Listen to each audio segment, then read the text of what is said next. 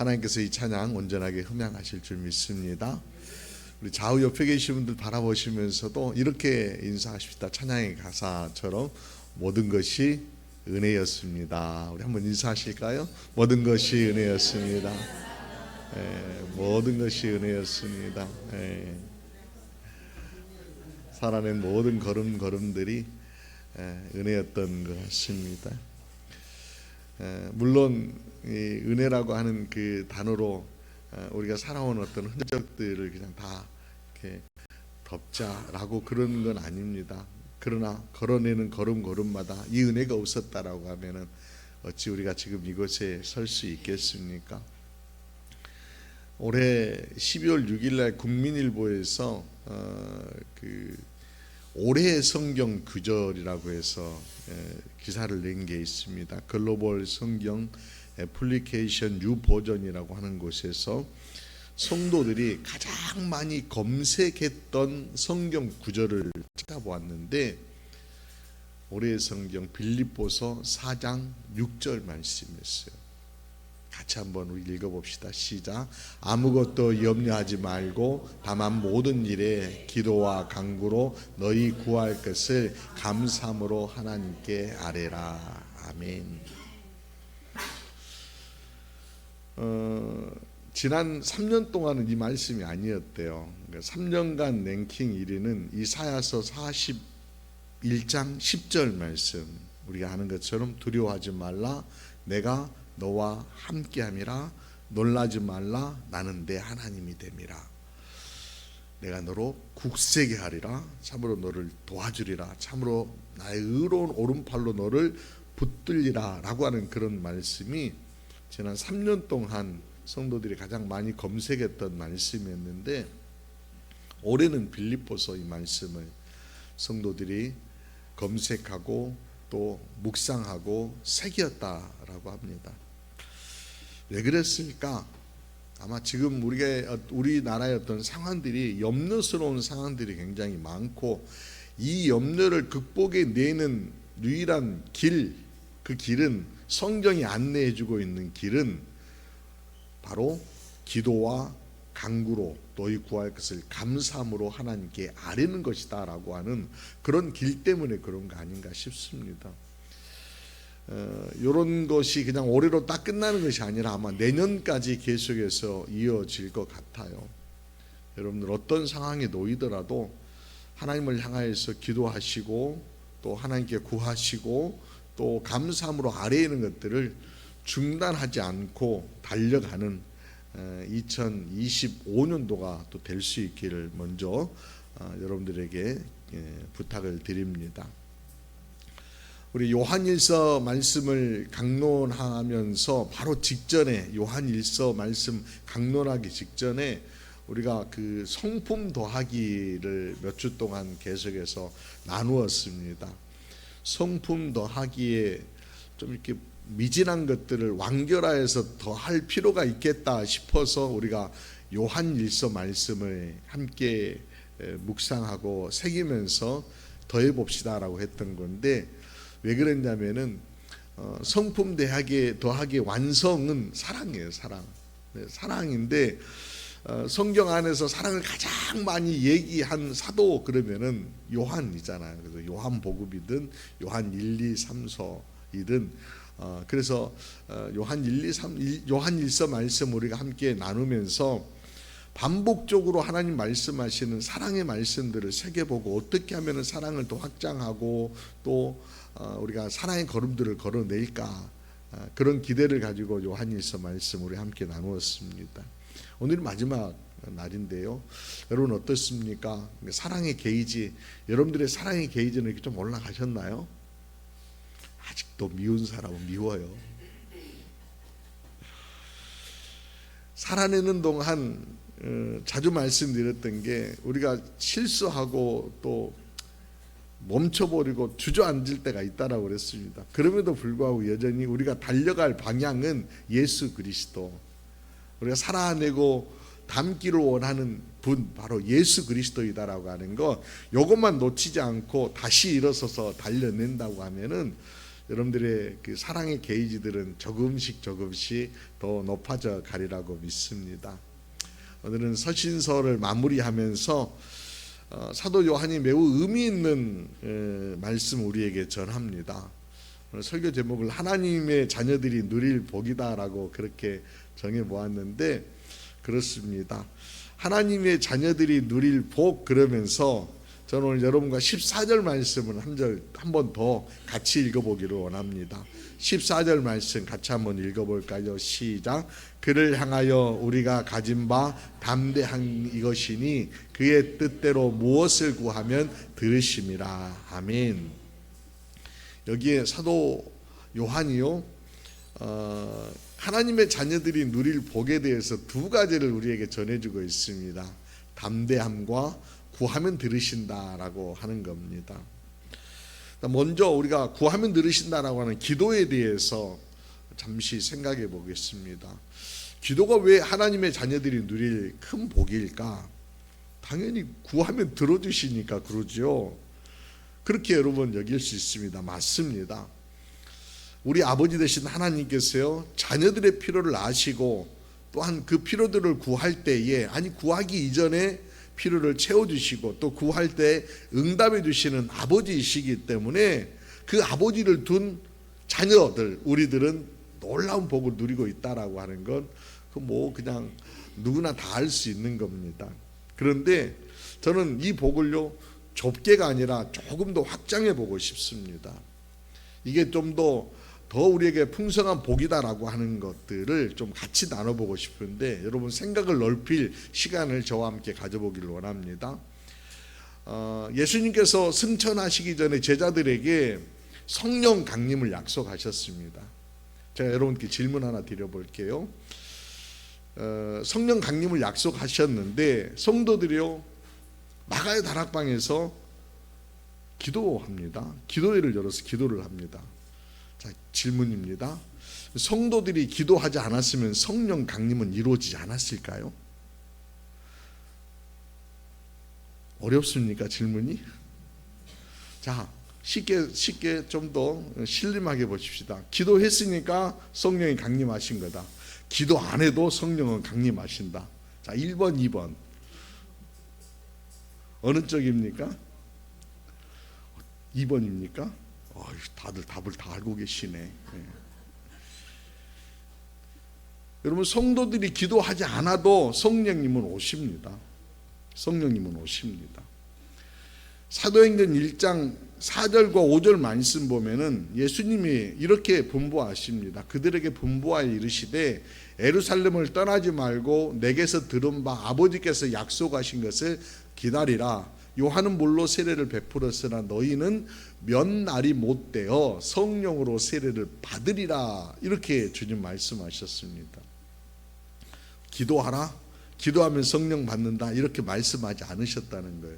그러니까 주님의 약속은 이미 예정되어 있었고 너희는 기다리기만 해. 그러면은 성령이 너희 가운데 임하여서 너희가 성령 세례를 받을 거야. 이렇게 주님 말씀하셨어요. 근데 예루살렘의 성도들은요, 그 계획을 믿었고 그 약속을 신뢰했고, 그래서 기다리되 그냥 기다린 게 아니라 뭘 했어요? 기도하며 기다렸다는 거예요. 기도만 했겠습니까? 찬양도 했겠고요. 또 주님이 주셨던 말씀도 다시 한번 되새기면서 주님의 약속하신 그 성령이 오시기를 기다리고 있었다라고 하는 겁니다. 기다렸다. 근데 왜 그러면은 여기에서 기도라고 하는 것들이 필요할까? 저는 잠시 이런 생각을 해보았습니다. 기도 않고 기다리는 게 나을까? 기도하고 기다리는 게 나을까? 기도라고 하는 것들이 도대체 뭔 의미일까? 성도들에게 기도라고 하는 게 뭔 의미일까? 생각해 보았습니다. 여러분, 기도하지 않는다로서 하나님의 역사가 계획하신 역사가 실행이 안 된다라고 하는 게 아니라 실행이 되는데, 그럼 나는 뭐 하지? 근데 기도했다라고 하는 거, 그럼 뭔가를 한번 생각해 보십시다. 기도했다라고 하는 것은 하나님이 약속하신 것에 대해서 신뢰를 했다라고 하는 것이고, 그 하나님의 약속의 결에 따라서 나도 함께 걸어내고 있다라고 하는, 그게 되는 거예요. 그러니까 내가 하나님의 약속을 신뢰하고 하나님께서 말씀하신 대로 기도했다라고 하는 것은 하나님의 그 역사의 그 흐름에 나도 동참하고 있다, 함께하고 있다라고 하는 것이죠. 그러니 그런 면에서 본다고 하면은 우리가 믿고 안 믿고에 관계없이 하나님의 뜻은 이루어지지만, 우리가 기도하든 안 하든 하나님의 뜻하신 바는 이루어지지만, 그러나 우리가 기도한다라고 하는 것은 도리어 하나님과 함께 하나님의 역사의 한 페이지들을 이어가고 있다라고 하는 거예요. 여러분이 정말 복된 사람이다라고 하는 것은 단순히 구하에서 얻는 그것으로 끝나는 게 아니라 하나님과 이 하나님의 일들을 함께 해내고 있다라고 하는 그런 것들로 인하여서 여러분들이 정말 복된 사람이라고 하는 것을 발견할 수 있기를 주님의 이름으로 부탁드립니다. 그런 의미에서 우리가 기도하지 않는다라고 하면은 하나님께서 하시는 일에 우리는 방관자가 되는 거예요. 혹은 무관심한 자가 되는 거예요. 구약에서 메시아의 예언이 있었어요. 메시아의 예언이 있었고, 메시아 오심을 많은 선지자들이 예언할 때 많은 사람들이 메시아 오심을 기대합니다. 중요한 것은 그것을 믿고 기다린 사람들, 또 기대하며 기도했던 사람들은 그 오심의 은총들을 정말 기쁘게 받으면서 누렸었잖아요. 이런 거예요. 그러니까 하나님, 내가 정말 하나님과 함께하기를 원합니다. 하나님 뜻 가운데 거하기를 원합니다. 하나님의 뜻이 하늘에서 이루어진 것처럼 땅에서도 이루어지고, 우리의 삶 가운데서 이루어지고, 우리 교회 가운데서 이루고, 이 나라에서 이루어지기를 원합니다. 내가 기도하고 약속을 신뢰하며 기도했어요. 근데 그게 점점점 이루어져요. 누가 하신 거예요? 하나님이 하신 거예요. 그런데 거기에다가 하나님은 내 이름도 얹어주신다니까요. 너도 함께했다. 이만한 복이 어디 있습니까? 그래서 성경은 그 하나님의 손길, 하나님의 뜻, 이런 것들을 많이 알라라고 그렇게 얘기하는 거예요. 하나님이 어떤 분이시고 어떤 계획을 실행해 가기를 원하시는지 자꾸 보아라. 그러면은 거기에다가 여러분들 그 흐름에 맞추어서 내가 뜻을 구하며 기도하고, 하나님의 뜻에 맞춰서 기도하고, 하나님의 뜻을 따라서 또 걸어낼 수 있고, 그런 거 아니겠습니까? 오늘 본문에도 하나님이 어떤 분이신지 좀 알아야 된다라고 하는 그런 말씀이 조금 더 담겨져 있는 말씀들이 여러 곳에 나오는데, 특별히 18절 말씀 보면은 이런 말씀하고 있어요.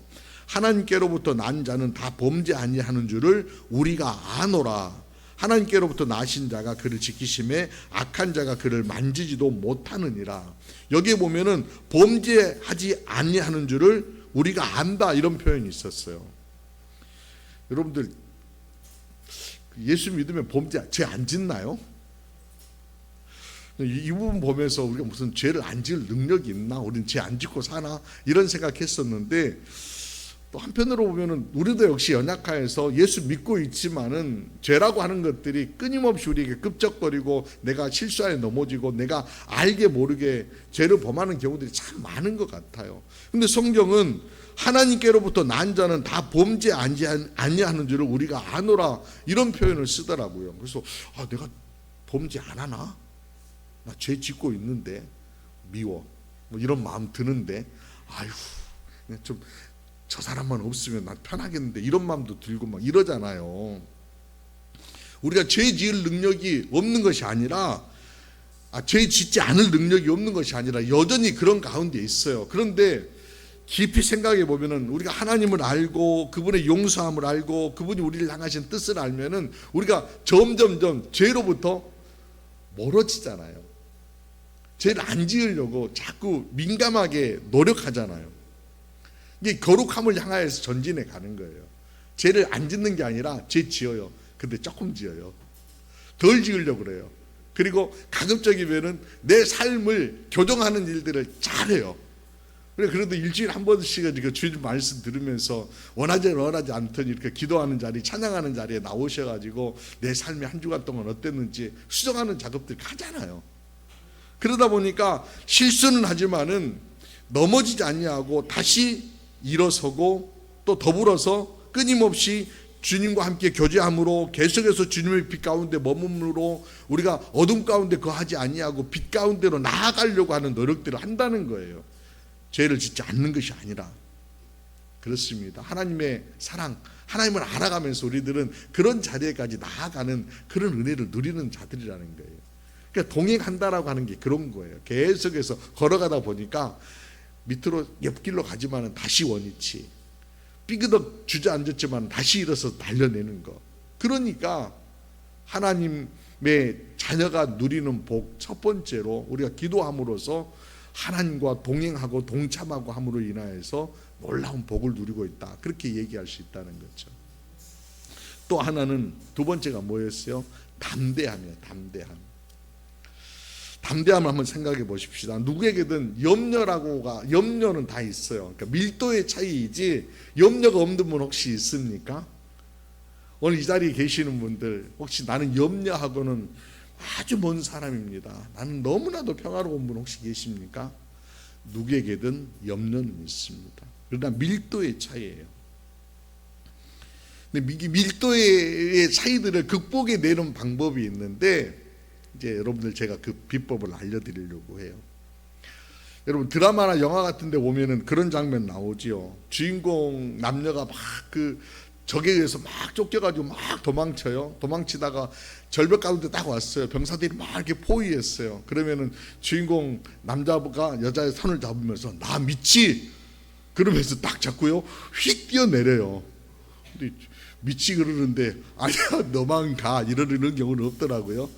뭐 드라마이니까, 영화니까 그런 거 해요. 그런 거 있잖아요. 그런 거 표현하는 것인데, 우리가 더 이상 피할 곳이 없을 때 뛰어내려야 되는 상황에서 정말 믿음이 있다라고 하면은 뛰어내리는 거잖아요. 그런 것처럼 우리가 정말 험한 세상 가운데 살아내지만은 우리 가운데 염려가 뭐 여기저기에 마치 그 지뢰처럼 막 여기도 있고 저기도 있고 그러지만은, 그런 것들 가운데도 하나님이 뭐라고 그랬어요? 나 믿지, 함께 가자라고 할 적에 정말 믿는다라고 하면 그 길 걸어갈 수 있다라고 하는 거예요.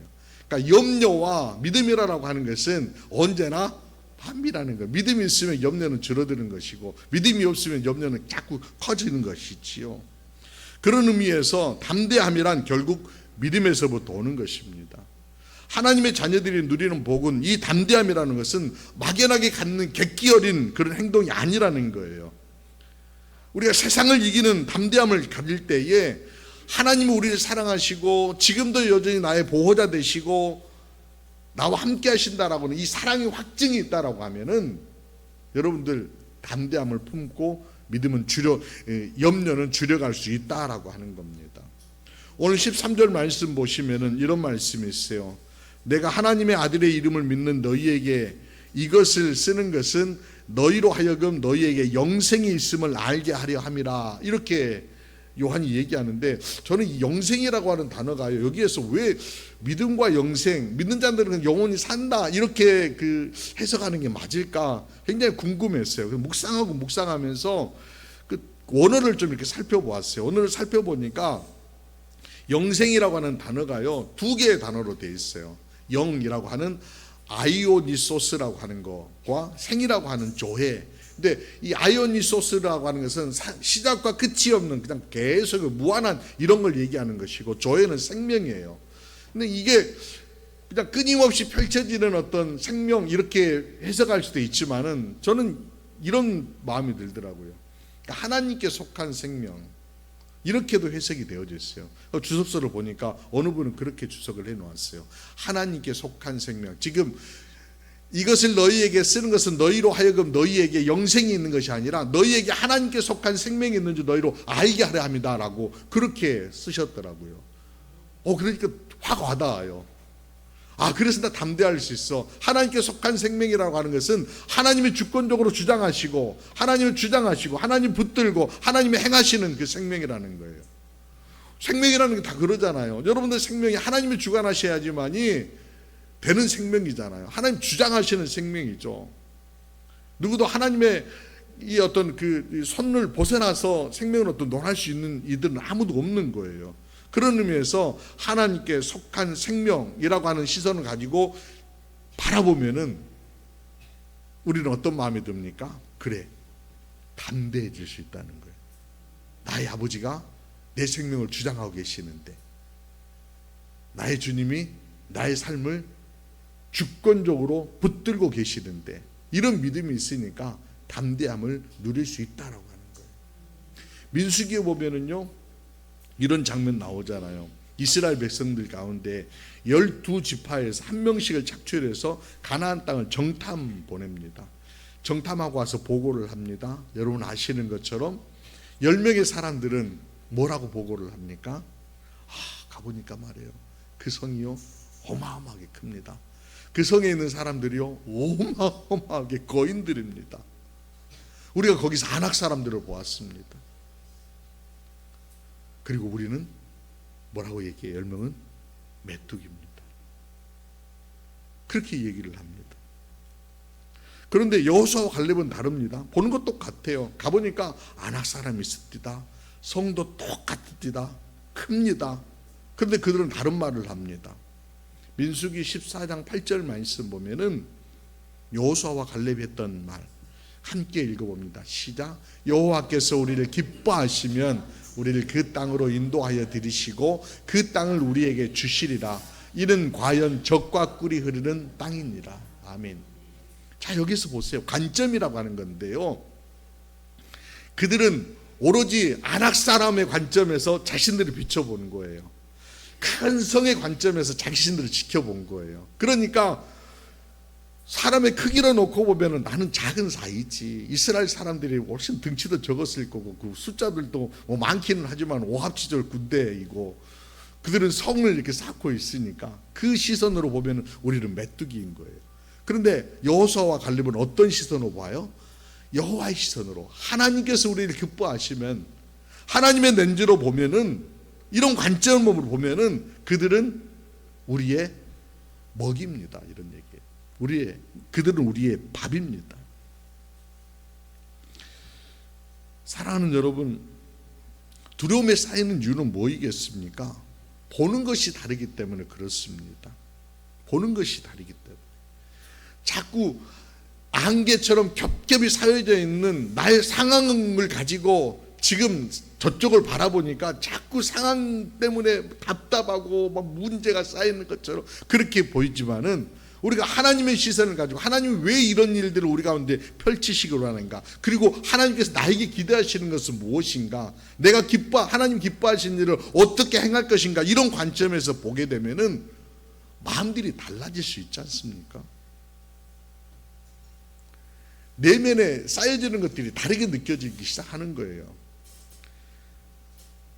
그래서 18절 말씀 보면 하반절에 이런 얘기했어요. 하나님께로부터 나신 자가 그를 지키심에 악한 자가 그를 만지지도 못하느니라.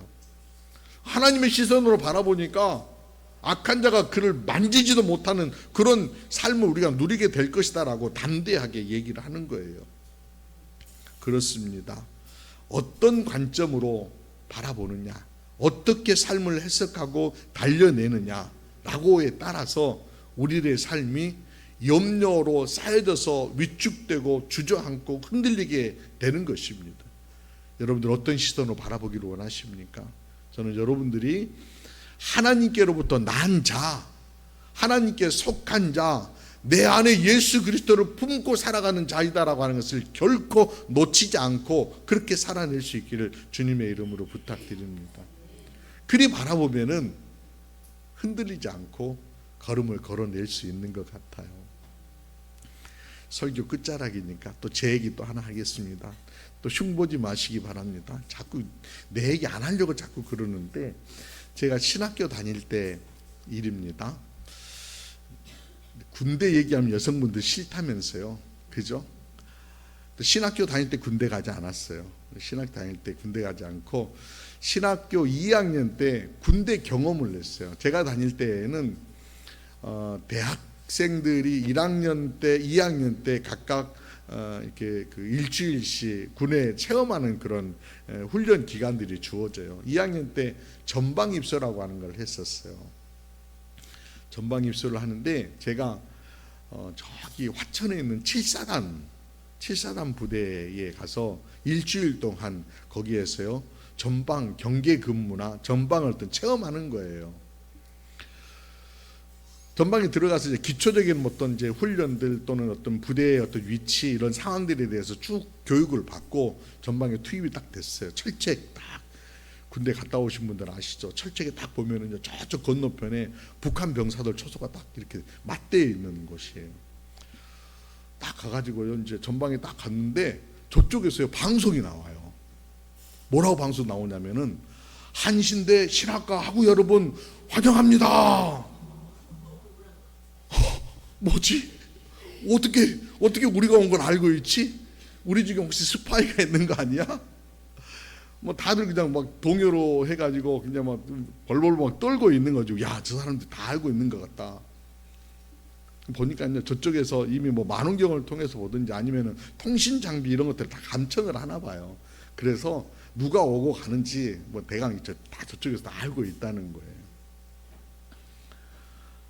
깜짝 놀래가지고 이제 투입이 됩니다. 보통 이제 야간에 투입이 되는데 밤에 이제 투입이 돼가지고 낮에 그 얘기를 들었는데 밤에 딱 투입돼가지고 2인 1조로 해서 이제 현역병하고 한 명씩 딱 이렇게 다 가는 거 총 메고 말이에요. 이제 투입돼가지고 초초에 들어가 있어요. 근데 가 있는 그 현역병이요 대학생들 이렇게 좀 혼내려고 아니면 좀 겁주려고 막 이런 얘기 저런 얘기를 해요. 자다가 졸면은 목이 달아난다, 코를 베간다, 뭐 이런 얘기로 막 겁주는 거예요. 그러니 무슨 뭐 이제 겁에 잔뜩 질려가지고요 전방을 딱 주시를 하는데 뭐가 보이겠습니까? 노루가 확 뛰어다니는데 뭘로 보여요? 특공대원이 막 날아다니는 걸로 보이는 거예요. 얼마나 겁이 들겠습니까? 졸음이 어디 와요? 졸 수가 없지. 덜덜덜덜 떨면서 밤을 새웠던 기억이 있습니다. 쫄보죠 여러분.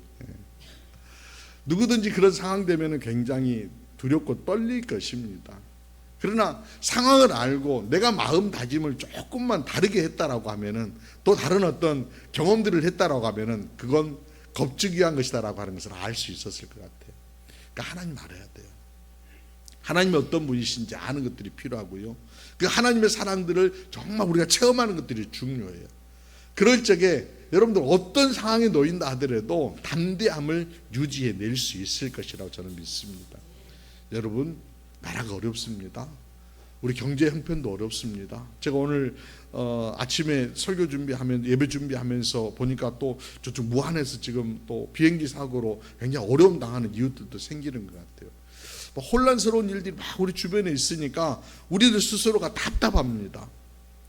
그러나 여러분 이 답답함도 어디로 가야 될지 모르겠다는 답답함마저도 이럴 때일수록 침착하게 하나님의 자녀답게 우리에게 허락하신 복이 무엇인지 기도하기를 중단하지 아니하고 무엇보다도 흔들림 없이 하나님의 주권, 하나님께서 분명히 이 나라와 이 민족을 붙들고 계신다, 주장하신다라고 하는 그런 담대함으로 여러분 한 걸음 한 걸음 달려가는 모두가 될 수 있기를 합니다. 올 한 해 마무리 잘 하시고 새해도 이런 마음으로 이런 자세로 달려가는 저와 여러분이 될 수 있기를 주님의 이름으로 축원합니다.